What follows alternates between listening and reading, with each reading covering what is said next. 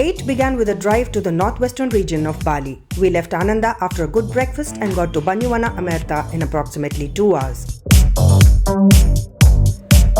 Now, central, eastern and northern Bali is blessed with umpteen waterfalls, leaving us with variety of choices. We chose Banyuwana, which has 4 different waterfalls within the same enclosure.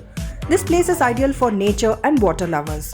A 2-kilometer walk into the woods later breaks into 4 parts, each one hosting a waterfall of different nature. If you have the time, there is enough place for a quiet swim and some ideal safe time in the water with kids and families.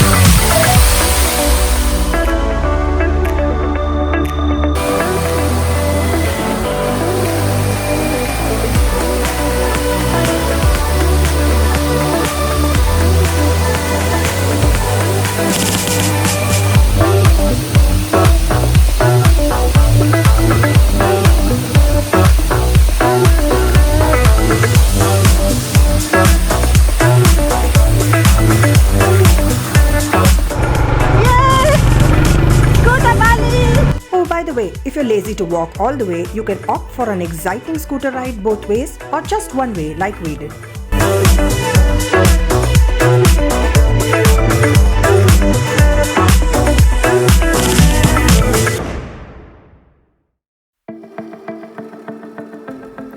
Driving down south, we passed by the famous HANDARA gate. It was a photo shoot from the car as it had begun to rain by then.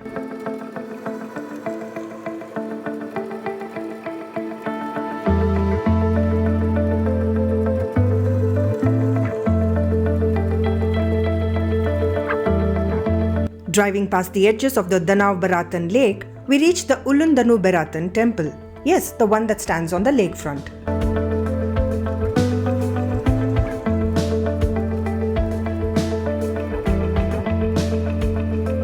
The 17th century temple worships the lake goddess Devi Danu, apart from the Holy Trinity Brahma, Vishnu and Shiva.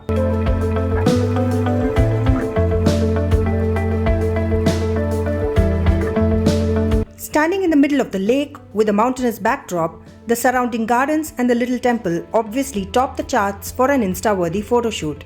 Apart from prayers, people flood the premises for relaxation, picnic and quality family time. Access to the lake temple is prohibited and the main temple on the land can be visited only to offer prayers the Balinese way. Legends are inscribed on walls through impressive frescoes. We noticed a boatman on a small ferry that is used to get to the lake temple. Maybe that's how one gets there when allowed. Also, there are boat rides available during certain times of the year around the lake for a price.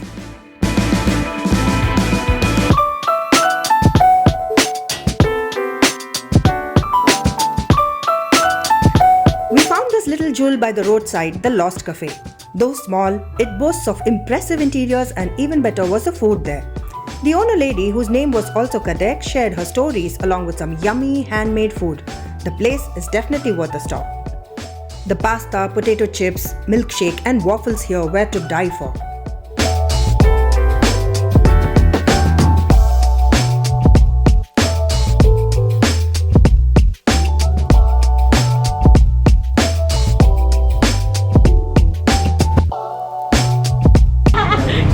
Okay, yeah, thank you, no problem.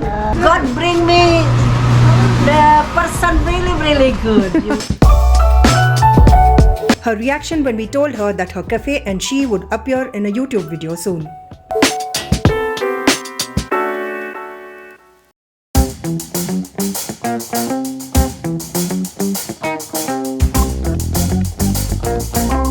Let's fasten our seat belts. Entering the most green area of Bali, we reach the JATILUWIH rice terrace zone.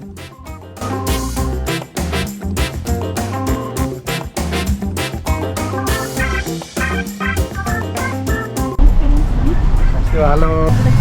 Yeah, thank you for your come.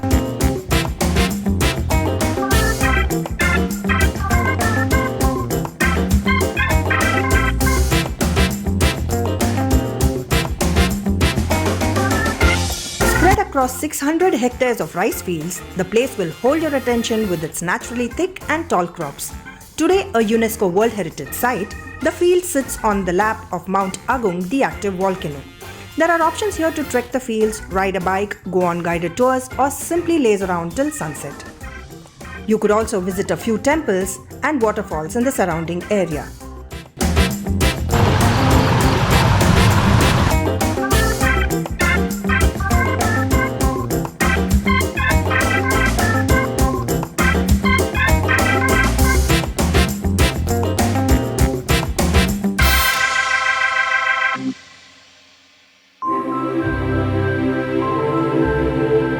Finally reaching the place which we missed on day 3 due to rains, we got to the twin temples of TANAH and Batu Bolong. The Batu Bolong temple sits on top of a sea cave and worships the Ida Batara Segara for harmony and salvation. Many of the purification ceremonies are held here. Like most temples, entry here is highly restricted.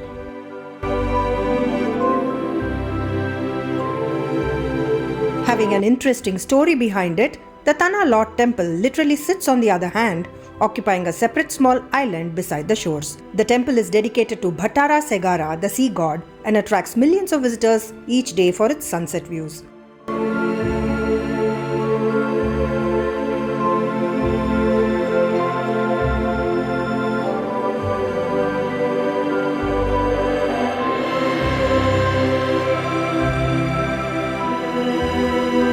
Feeling the cold waters under my feet, I managed to walk up to the temple to take a closer look. Wish I had more time to explore it. The waves kicked in from two sides with opposite currents, making it a unique crossing experience.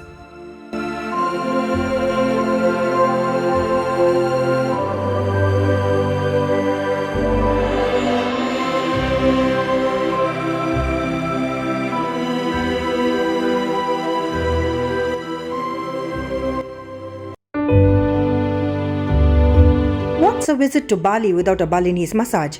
Thanks to my friend, we were able to experience that as well. A 2-hour well spent at the BLISS UBUD spa resort that was arranged by Ananda Cottages on request.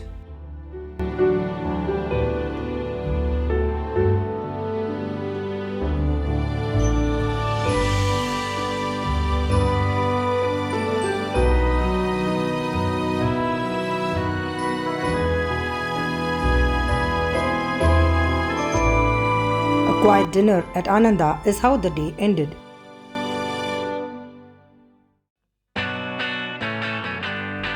Day 9, supposedly our last day in Bali, began with a breakfast yet again at Ananda UBUD, followed by a quick visit to the Saraswati temple. Famous for its lotus pond that creates a stunning layout, the 20th century temple dedicated to goddess Saraswati displays intricate works of art on its exterior walls. There is also a restaurant inside the temple premises overlooking the pond. Well now, if you are in UBUD, then a few photographs here is a must.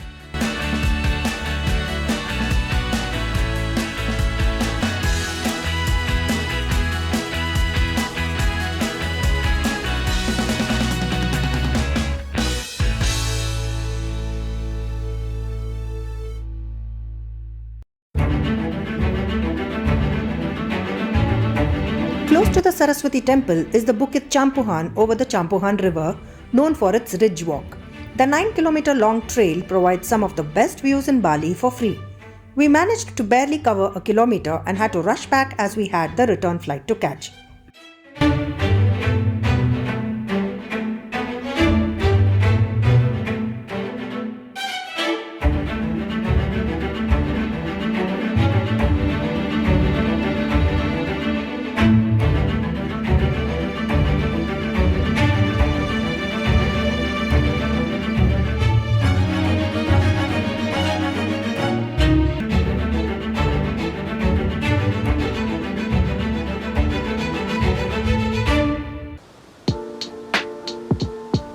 On our way to the airport, we stopped to take a look at the SATRIA GATOTKACA park, where an imposing white statue of the war between the heroes GATOTKACA and Karna stands amidst a beautifully decorated garden area.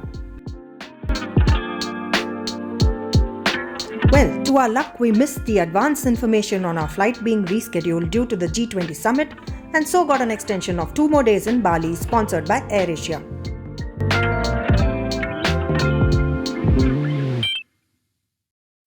We were put up at the Harris Hotel KUTA for a further 2 nights. We just relaxed in our room that evening.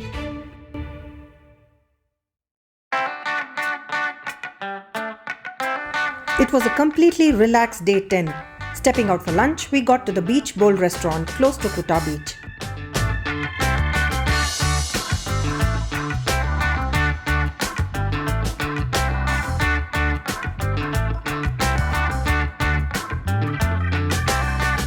The KUTA Art Market and KUTA Beach came up next.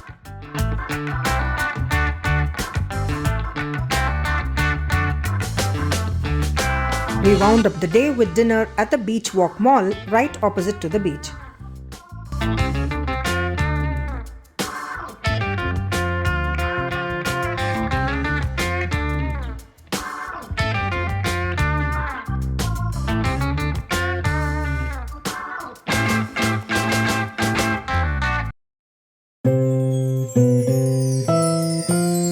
It was finally time to say goodbye to Bali.